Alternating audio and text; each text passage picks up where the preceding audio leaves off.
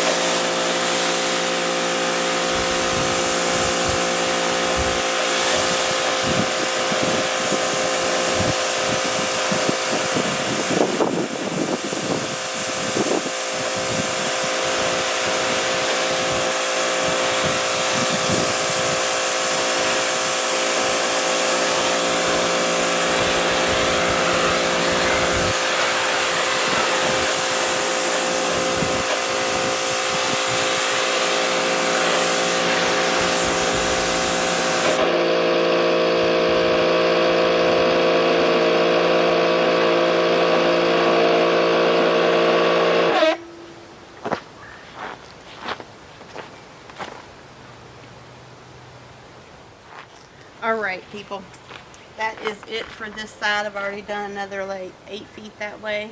I've already done the front porch and the patio area and hosed off, or I should say, I got something in my eye. Pressure washered all of my little outside stuff. Yeah, if you're afraid to get dirty, some girls aren't afraid to play in the dirt.